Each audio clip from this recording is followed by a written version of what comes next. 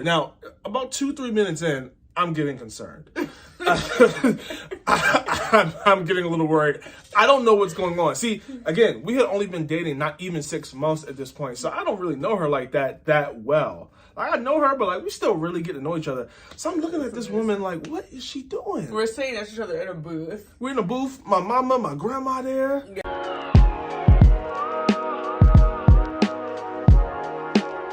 What's up, fam? Welcome back to the W Podcast, where you get wisdom in the word with the Wheeler. Hey, we are in our story time series, and I'm telling you, this topic is going to be funny.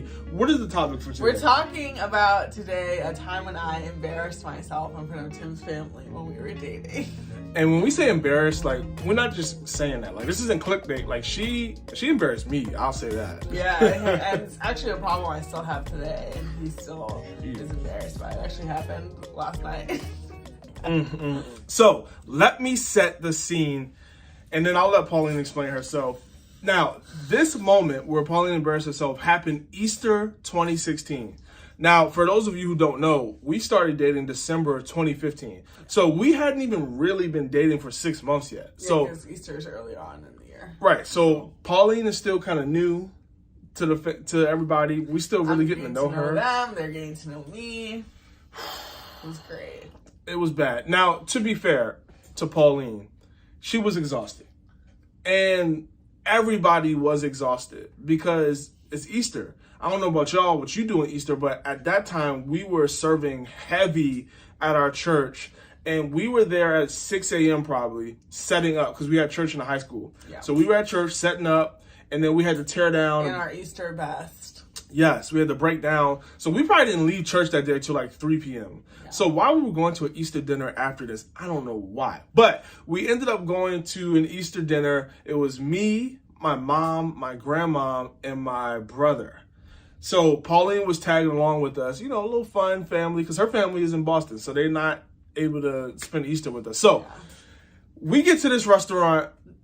Not only do we have to wait even longer, because Easter, you gotta wait. Yeah, it was a restaurant where, they had like Easter special. I mean, a lot of people went out. I mean, maybe they still do. People went out a lot to eat with their families. That's one of those holidays, and it was super packed. I think we even had a reservation. Yeah. And we still had to wait a while to be seated. And it's already a long day, and people are tired, and it just was not great. Yeah. Now, this is a word for somebody, because you don't need to be doing stuff when you're tired. When you're exhausted, you need to make sure you're around people that you can trust and that you know, because you may embarrass yourself. I just gotta put that out there. It's kind of like that Snickers commercial, like, you're not yourself when you're hungry. You're not yourself when you're hungry, when you're tired, all of those things. Yeah, so while waiting for the food, we're taking pictures. Like, everything's going fine. Like, everything's cool. Like, everybody's having a good time. By the time we get our food, we finish eating, Pauline is delirious. Like, she is just, you could tell she's tired. She's like, oh my gosh. It was not that dramatic. I don't know. Everybody was tired, but I have a hard time hiding my tiredness when I'm tired. Even now, too. I'm just like, especially if I'm sitting, yeah, I need to be standing up. Now, if you've ever been around me and my brother, especially in a family setting, just know the jokes is flying. Like, there's just jokes left and right. Like, you got to keep up. Like, you got to keep up. I'm excited for when we get older and we're probably going to be those uncles at the cookout that's just like in the corner. It looked like we arguing, but we just having a good time. We just going back and forth. That's us. That's us now, just young. So back then we've been younger. So we're joking. So Pauline is laughing because the jokes are funny. So Pauline's laughing, but there's a point where don't start. There's a point where me and Matthew had stopped telling jokes. And for like a 10-minute period, Pauline... 10 minutes. For like a 10-minute period, Pauline thought for some reason the joke was still funny. And she was still laughing. I kept thinking about it. I don't even remember when the joke was. I don't either. Now, about 2-3 minutes in, I'm getting concerned. I'm getting a little worried. I don't know what's going on. See, again, we had only been dating not even 6 months at this point, so I don't really know her like that well. Like, I know her, but like we still really get to know each other. So I'm looking at this woman like, what is she doing? We're sitting next to each other in a booth. We're in a booth. My mama, my grandma there. Yeah, and it's like, because you know, whenever there's a joke told, it's like, okay, everybody's laughing, and some people, of course, like taper off with the laughing at different times. But there's like a point where it's like, all right, like we're moving on, and even if like you listen to like a comedy segment or something like that, where like you kind of wait for the lull to die down, then you start the joke again, or like you start a new joke, or you start a new sentence, or like whatever just happens in conversation where you're like, okay, you know, can you stop laughing now so I can move on? Now, let me be even more clear, because it wasn't the fact that she was still laughing. It was the fact that she was laughing, and then she was trying to stop herself from laughing, and then she was getting angry. So it looked, I'm like, yo, what is going on in this place? Essentially, I had a laughing fit where like my throat like hurts, and it's like I'm like trying to stop, but I can't see. Tears start coming down her eyes. My eyes are filling up, and I'm moving, my stomach is hurting. It's just too. Now my mom and grandma sitting there like. Is she okay? My brother sitting there like, I'm sitting there like, what are you doing? Again, I don't even know how many times you had been around my mom and grandma to that point. Probably a decent amount, but still, it was still really early. And I'm sitting there like. But it doesn't even matter. I don't even think, because this happened with our friends recently as well. Like, it's not even a matter about how well you know somebody. Like, it's like, I think even now it still kind of not bothers you, but you're kind of like. It doesn't bother me. It doesn't bother me because I understand. But like, at that point, you know, when you're dating, you're still trying to make an impression on each other's family because you're not in the family yet. So you're trying to make sure everything's good. Yeah. And I was just kind of embarrassed. Like, what are you doing? Why are you? Because I don't know about you, but when you're dating, you never want your family to think things about your partner that aren't true. And I didn't want them to think that Pauline was somebody that had no control, somebody that was weird, because I knew that wasn't who she was. She just was having a bad moment. Because we're in a public place, and like, I don't know if people were looking at us or not. I'm sure they was. Because I couldn't see. And my eyes were just like filled up with water and tears, and I just was like, it's like this episode that I have when I'm like really, really, really tired and I'm out and people make jokes. It's like my body is like, oh, I can't really handle this right now. So it's an overtired reaction. Now, I need you to tell the people what was going through your mind when you were laughing out of control and everybody's staring at you like you're crazy.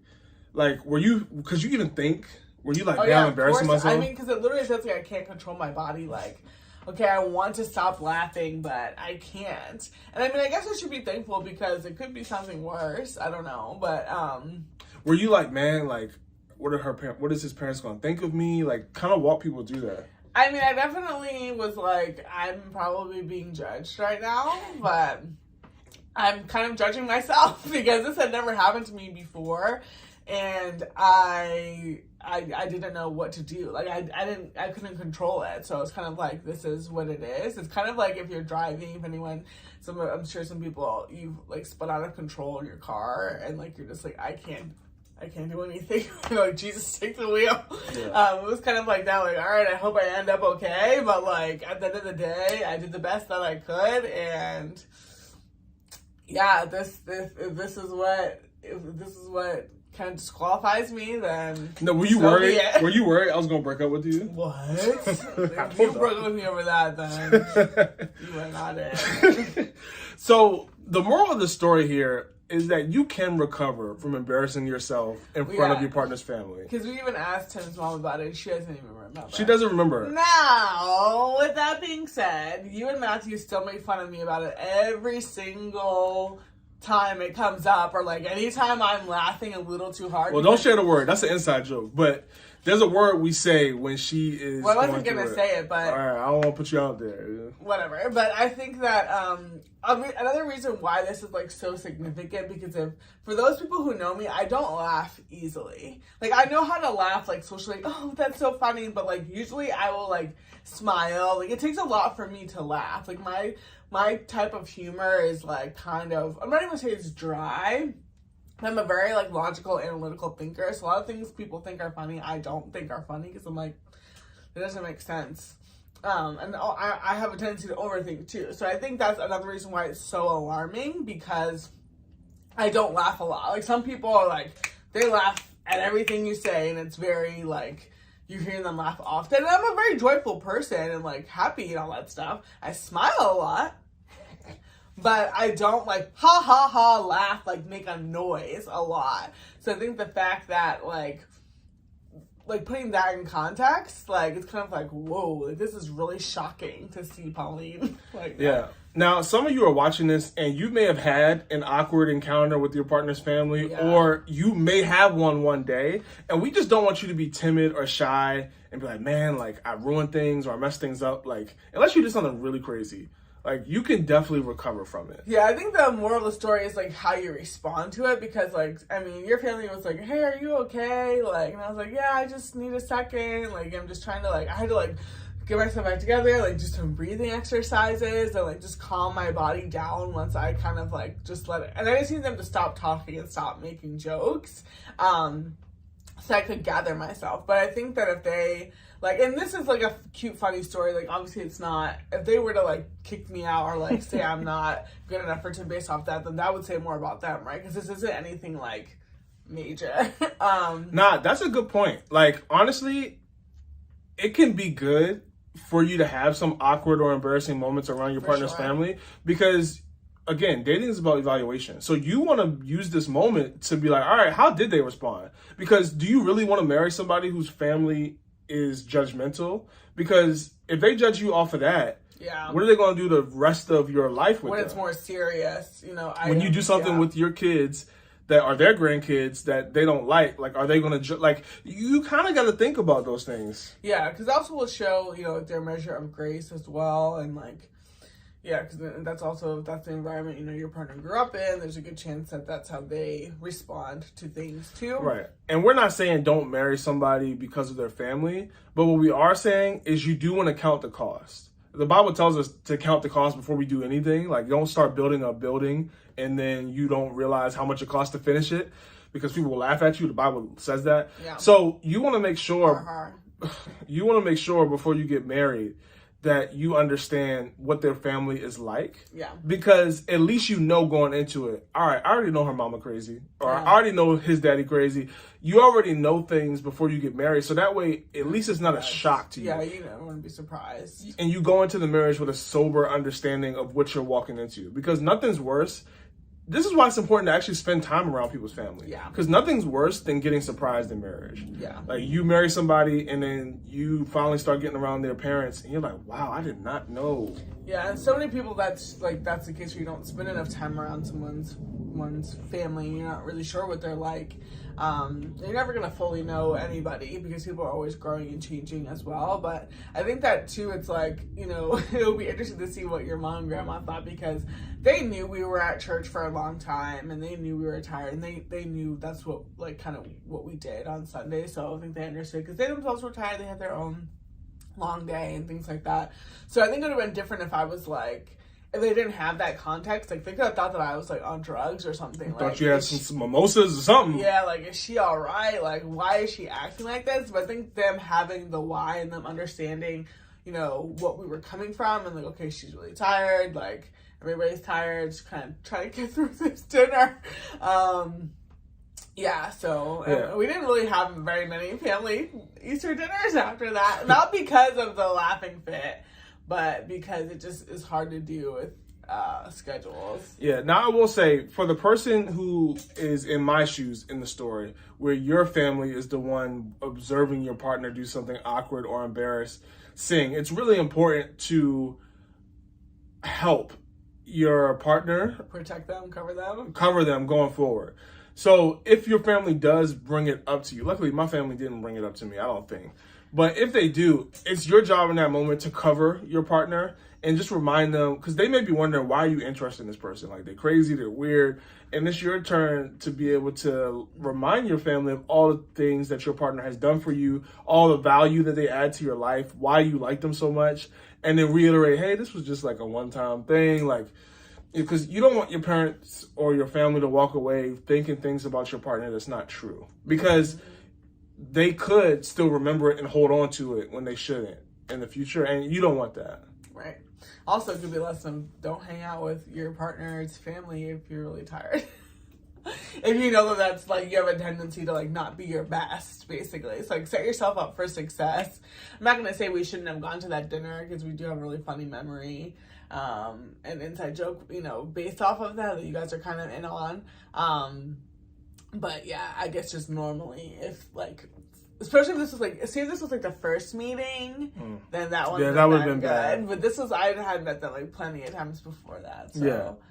So, moral of the story, don't take yourself too seriously. If something bad happens, you can recover from it. Absolutely. But try not to do anything embarrassing. That was Pauline's biggest regret. Well, it's one of it. No, it's not a regret, because what could I have done different? But it was an embarrassing moment. Okay. That's fair. Hopefully you got something out of this. Hopefully at least you got a laugh and it was funny. And we'll see y'all next week on the W Podcast. Bye. Thanks for watching this video. To get more Christian relationship advice, subscribe to our channel. And make sure you check out our other videos as well.